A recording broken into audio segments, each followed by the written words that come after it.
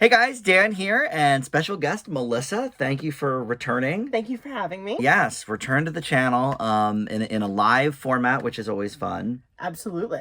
Sometimes we're over Zoom, but today we're in person, and we're going to talk about this new Wonder Years that premiered this week on ABC.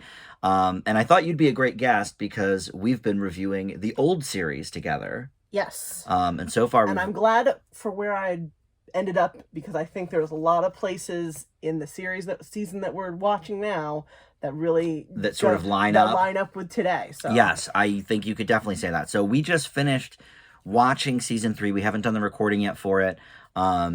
But your history with Wonder Years, if you guys haven't been watching our Wonder Years recaps, is sort of hit or miss. Saw it a little bit on Nick at Night here and there. Definitely, now that I've been watching, I feel like I've seen more than I hadn't thought I so had. You're remembering more as you're watching. Yeah, absolutely. Okay. It's pretty familiar. There's a few where I'm like, oh, I'm not sure I've seen this. I think as we go later, I don't feel like I know them as much when, like, high school, these middle school, junior high years. I felt the same. Feel really comfortable to me. So I'll be curious to see as we go farther. Yeah, this is brand new. When I rewatched it about 10 years ago, I felt the same. Like the season 5 and 6, I'm like, I only remember about half of these.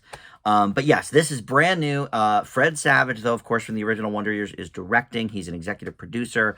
Lee Daniels, who gave us Empire and Lee Daniels the Butler, he is an executive producer. And one of the original folks from the original show, I thought it had something to do with it, but it doesn't look like they're listed here. But Neil Marlins and Carol Black, I thought one of them was involved somehow, but I guess not. But Fred Savage is directing this episode in the pilot, as he does all the time now. Big time sitcom and TV director, many shows. So yeah, I thought it would be great to kind of talk about the episode, and we're not going to do episode by episode every week here, but I thought since it's kind of the premiere, and they're really amping it up too. I don't know. I have seen so much press, and ads for this. It's just and everywhere. Banners on websites, and what's funny is big Connors fan. I didn't know the Connors was doing a live show until like 5 days ago. Wonder Years has been plastered all over. I'm not everything. Sure if I knew the Connors was. I think of I feel like it was like I feel like 5 days ago they came out. Yeah, because I follow both. But I don't think I'm following the Wonder Years on Instagram, but they're showing up as a sponsored ad. Yeah, but I do follow the Connors, and they had announced. So that's how I found out. I follow their Facebook page, and so I saw something pop up with that. But what's weird is, like, on my weekly TV reviews, I do a TV news segment, so I look at the TV news every day. So how did I not see that they were doing a live show? I don't know. But meanwhile, the Wonder Years is just plastered all over the place. I think this is the big, we're hitching our wagon to this show this year. And I think they expect it to go far. Well, and I think it's, unless I'm wrong, I think it's ABC's only new comedy. Okay. At least for the fall. Maybe they have mid-seasons, but all the other ones are the standbys. Connors, Goldberg's, Blackish last season, that new home economics show. They kind of put in a few things last season, and they still have some long running shows, so they're not looking to fill up on these new comedies now. And it makes sense because, look, the time we're in, we're all about, obviously, all of the diversity, and I think it was very clever that instead of just doing, let's do Wonder Years set 20 years ago like the original was, so it'd be like 2000. I think it's brilliant to have it set in the same time frame as the original, but from a completely different perspective. Well, because you're going to get all of the people who were watching it for the nostalgia on board. Then you're going to get all of our age group who were watching it, as I said in the original, where I didn't realize it was a period piece and I thought it had been taped. But you're getting those people who had watched the original, and you may get some of the younger crowd. I mean, again, people who are in their early 20s aren't watching tons of TV. No, but I watched it on Hulu today. Yeah. So I mean, but people pick up stuff, different ways. So yeah, absolutely. So I think that helps too. All right. Well, before we dive in too much, I guess let's talk about just who's in the show and what the story is. So it's starts in 1968, like the original show. This time they're in Montgomery, Alabama. In the original, I believe they're further north, like maybe It's Is really it hard to tell. Illinois or We- Michigan or it's because- never necessarily stated, I guess. I mean, which was the point. right? It's obviously. I mean, when you're watching it being filmed, you're like, okay, this is California, but Right. they're also going places like they have an episode where they go to Ocean City in a car. Where is Yeah. this ocean? How long are they taking to get there? Right. The parents want it, so it's vague. It's very vague. It's Anytown, USA. It really is, and I honestly didn't catch that it was Montgomery, Alabama in the watch of it. Yeah, I don't think they specifically stated it in this pilot episode. So I'm wondering but- if they're kind of going to be any town where we have some of these issues that any town south. Yes, Does that make sense? Yeah, any town south.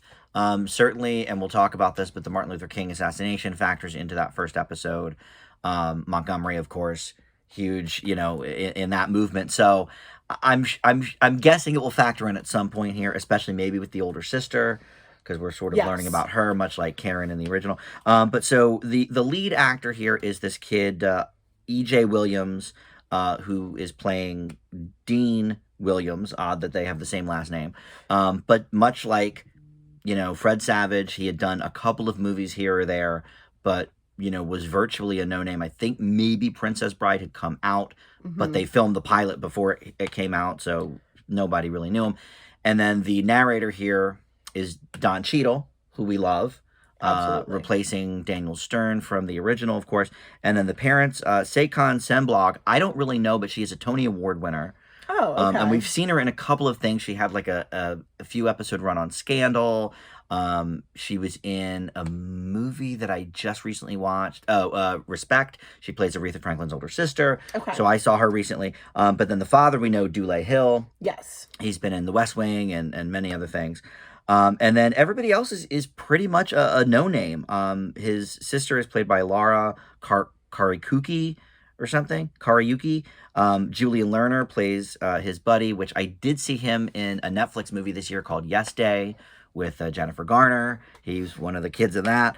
And then his other friend, Amari O'Neill, plays Dean's other friend. So mostly a no-name cast, much like really the original show. I think that does a lot for it, though. I do too. Absolutely. I think it really kind of puts us in that mindset. I'm watching something that right. really happened. I'm transported. It's not like a sitcom. It's not like big names. Even, I mean, I watched all of The West Wing probably twice. And Julia Hill looks so different from that. Yeah, I mean, that was 20 years ago too. He's so much, he's the father. Right. You can totally, it's disassociate those two roles. Well, and it's funny you say that because I thought when I heard Don Cheadle was going to do the narration, because I didn't know who Daniel Stern was until Home Alone. So I had watched 3 years of Wonder Years before Home Alone came out. I thought maybe Don Cheadle's voiceover would be distracting and be like, okay, well, this isn't, this guy grown up. It's just Don Cheadle. Right. But I don't know. I don't know if it's the voice or it's not distracting at all. He has one of those voices. Is it the voice? That's so... I don't know what the right word is. It's certainly expressive. It's expressive, but also comforting, familiar, but not so much so, not in a character-ish way. Right. So, and we've seen him do so many things. He's got such a range. I've probably so seen 20 of his movies, and so I really thought it would be distracting, and boy, it wasn't at all. Not at all. So and I love that. I love that. We are, so previously we were 20 years. Right. This is not now we're 20 40 years, plus. And we're hearing his references to the future, to now. Yeah, he did make a little bit of a disease reference, sort of a COVID. Oh, I missed. I have to he said something about the flu pandemic of '68 right at the beginning. I didn't even catch that. Which I took to be some sort of COVID wink wink. But yeah, so Daniel Stern was the exact age of Kevin. Cheadle is a little bit, would have been younger. He would have been about 5 in '68. So how old is Don Cheadle? He is 50. I looked it up. I think he's 56 or something. Okay, so that's not too far. No, he would have been about 5 or 6 in '68. This kid's 12. So obviously he, Very can close. probably I think relate that's to some of still- the stuff. Yeah. How did you feel about them not sort of doing an exact replica of the family? Because I just watched this Doogie Kama Aloha on Disney Plus, and the premiere episode is basically the same exact thing. Oh, interesting. Except female. So instead of Okay. her Doogie's dad worked at the hospital with him. This is her mother works with her at the hospital. So they've just reversed gender, but it's still basically the same. Okay. Although they did give her a sibling. But here we do see the older sister. This dynamic a little bit. We've got the sister being the middle child, it seems, and the because the oldest brother's away in Vietnam.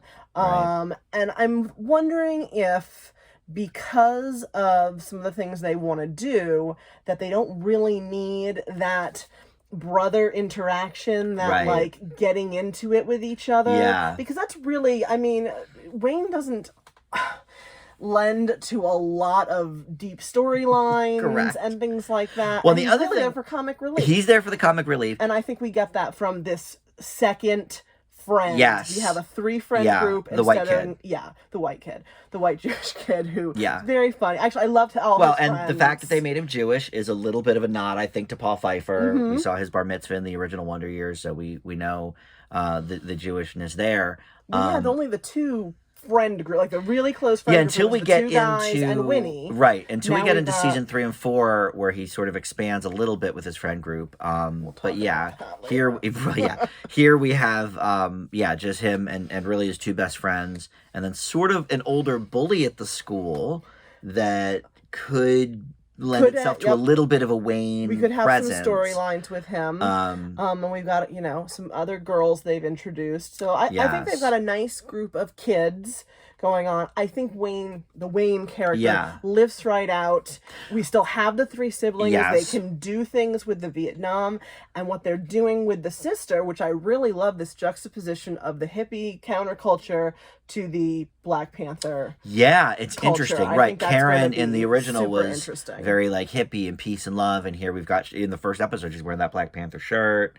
Oh yeah, we got the picture with the photograph with the rifle or the gun of some sort. The militia. I think it's going to be interesting to watch that play out, because the parents obviously don't know anything about it. Right. Yeah, and is she the like secret. gives this what's his name? I want to keep calling him Kevin. Dean. She gives Dean like this kind of look of like, dude, keep my secret here. But about Wayne, the other thing I thought of with that is, I feel like the way, certainly in the 60s, that Black families and white families treated that sort of sibling rivalry is a little different. Do you think these parents would not put up for a second with a jerk off like Wayne? Do you think that comes right back to what he says in the first 5 minutes of the show about getting smacked around? Yes. So I don't think they're going to want to show any of that. Right. Even though they're going to hint at, and threaten, and do those kinds of things. In that first episode of the original Wonder Years, they do talk about that briefly, because remember, Kevin gets in trouble with the principal, and Jack, his dad, is in the back kind of, clenching his fist and saying, we'll deal with this when we get home. The indication being he's going to get beat. I think so. It certainly did happen. I feel like even in the late 80s, the whole the corporal punishment for children was already being phased out. Right. People were not, do not spank your children, all of that. Right. If you talk to my parents who grew up at this, same time period in the 60s, they were born in the late 50s, they're going to say, oh yeah, we were spanked, or worse. My dad got beat at school. He went to Catholic school. Yeah. He got beat. He was born in 1950. So he was a little kid, probably, in late 50s, early 60s with that. But they actually hit the kids longer in Catholic school than that. Oh yeah. I mean, for sure. I was gonna say, for in sure. Public So school, they were definitely got beat. So I think you can't show that on TV. No. And one of my favorite old school sitcoms from the 70s is What's Happening, and it was almost a running gag that Roger got beat at the end of every episode, for whatever he did. Roger, hand me your belt was one of the catchphrases of the show. It doesn't fly anymore. It doesn't quite fly anymore, much like the Honeymooners, bang, zoom, right I'm to going the to moon. beat the crap out of you, Alice. Yeah. Doesn't quite fly. But going back to the Vietnam thing with the brother, do you think that maybe they're going to kill that character like they did with Winnie's brother in the original show. I think it's a definite possibility, or he comes back, but there's something, but we have some kind of disability. Yes. Okay. Because we've done, again, Yes. we don't want the exact same show. Right. And we don't want to necessarily have to deal with, I don't know if dealing with the sibling's death is going to do a lot for storyline. storyline. Yeah, that could be true. But I mean, people are dealing with that kind of thing now, Yes. as you said, with pandemic. So maybe it's a pertinent story for our time Right. around there. So you've got a lot of options here to play around with it. And plus, they didn't have to necessarily have somebody come in and act and be Right. here, especially, who knows how. I'm hoping I'm hoping it runs a long time. I'm hoping it runs a long time so Yes. far, but they have some time. That's They have a little bit interesting. of. I didn't think about that aspect of it, but they did do an episode in, I think, season 5 of the original where one of Wayne's buddies went to okay. Vietnam and comes back. I am not. You've that not far. been that far, but I remember it from when I watched it before. And yeah, so that they could definitely do some kind of a take. So you on have that. some. I'm trying to think if there's any other things. You've got, shell shock. You can go to the mental health route with it. Yeah.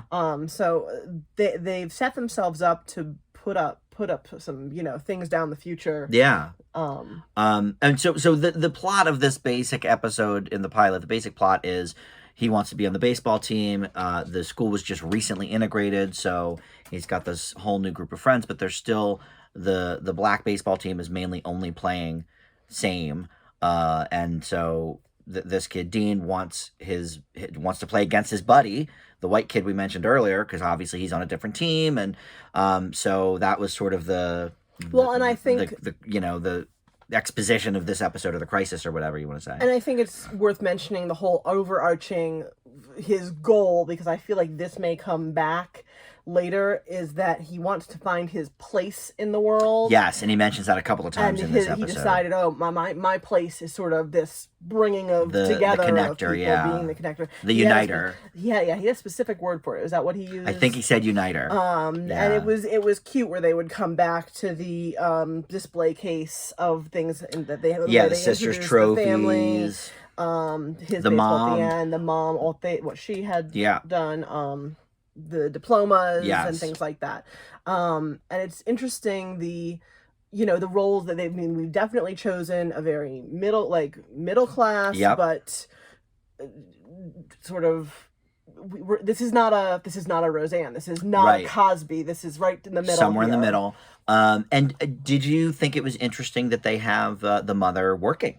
Because in the original series, Allie Mills didn't work. Well, I think it's completely appropriate to the times, because you had in the black community, everybody worked. Everybody worked, and so I think that's sort of a nice little difference as well, because it does show that white families were able to do that very well for a long, long time. Even into the 90s on Home Improvement, the mom didn't work. Everybody Loves Raymond. Patricia Heaton didn't work. And then we get to present day with the middle, where everybody's working 3 jobs. But absolutely. So I liked that twist as well from the original. We've introduced the love interest. Who he does mention. Now, she doesn't live down the street, I guess, but he does mention he's known her since first grade. He's been in love with her since then. I did have one question for you, and I didn't know where to necessarily research it. So I was like, I'll just ask. Okay. So at the end of the episode, I mean, we said there's spoilers. We're telling you everything that's happening. He does go to the old elementary school, and he sees the love interest kissing someone else. Is she kissing his friend?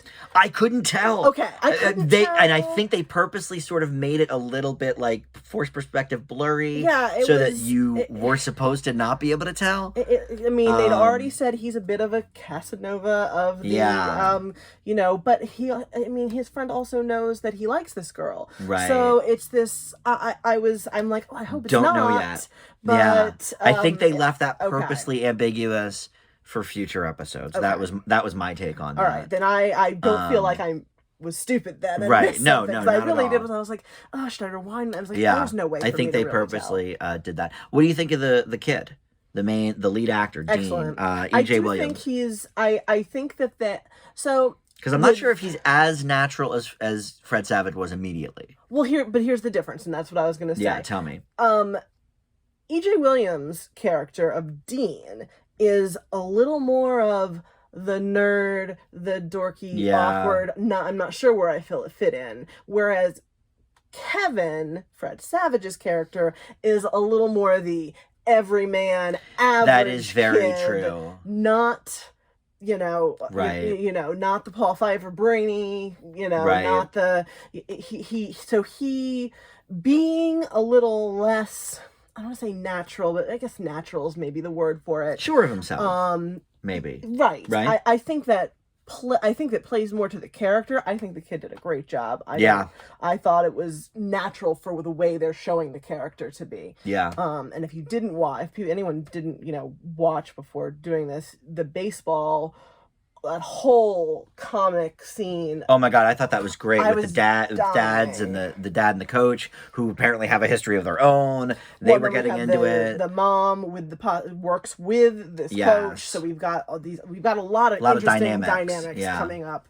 But they did a nice job with the weaving of the comedy and the drama stuff. Much like the original show. Always a classic with that. Was very, very much.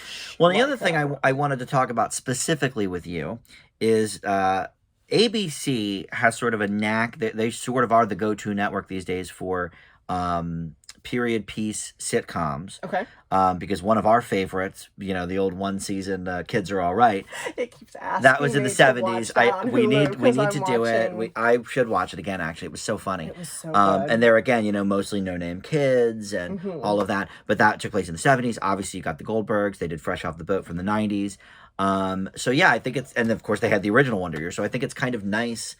They really do have a knack for picking these projects that are nostalgic but still very, very relevant to today. Absolutely. I thought the Kids Are All Right, even though it was so clearly steeped in the 70s and all of that, it wasn't like jokey like that 70s show. Right, which is obviously more broad comedy. Yes. Obviously there's little nods here or there, but I think that I've watched pretty much all of the ones that you've mentioned. I watched not a huge Goldbergs fan. I know that. I know. So I tried, but that's the most broad of all of them. That is more jokey than any of them. I tried to pick up the Goldbergs at a time where I was trying to pick up too many shows. Okay. But it's on my list to go back and watch. Okay. So it's not that it didn't interest me, and being born in the 80s, it really but I didn't grow up with a lot of It's more of you're a little younger than me. You were more of like a 90s kid. I was a 90s kid. Yeah. Because I was born in 84. Right. And the interesting thing is,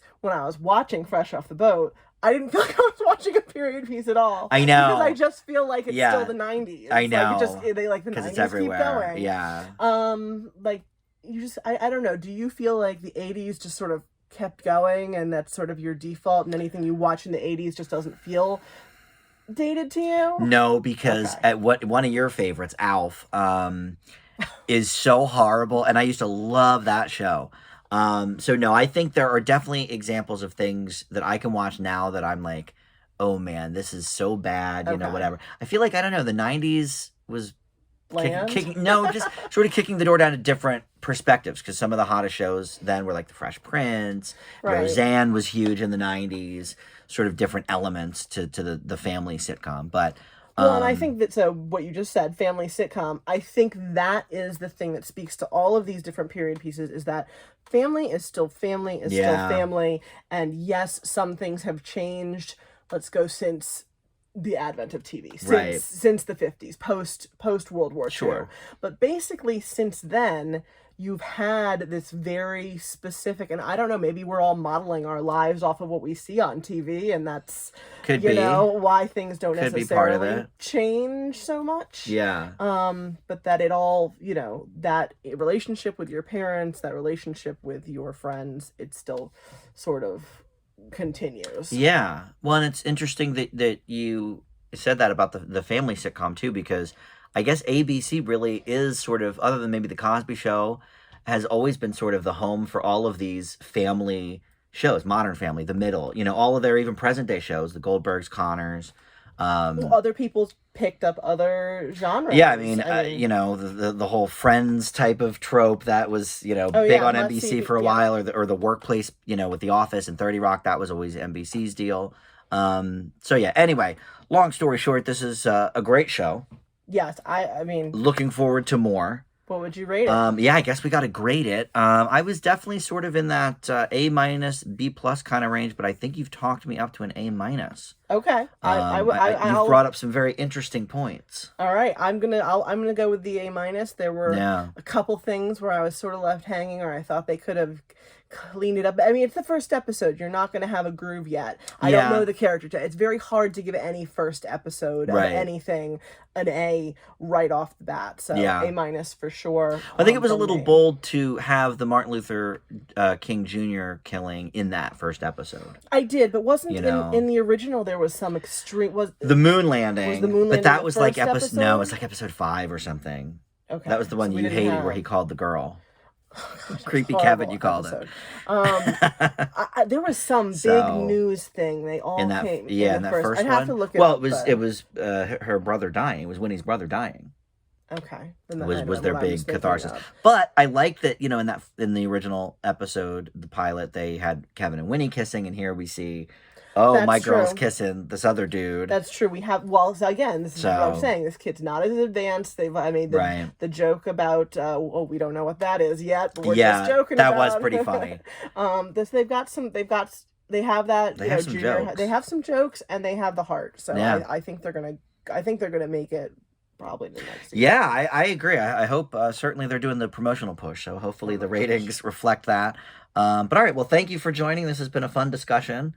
As always, check it out and let us know what you think below. Yes, I love the comments always. And I guess I'll do a very shortened version of this review on my TV news and reviews this week, because obviously it's pretty much the biggest new show out there.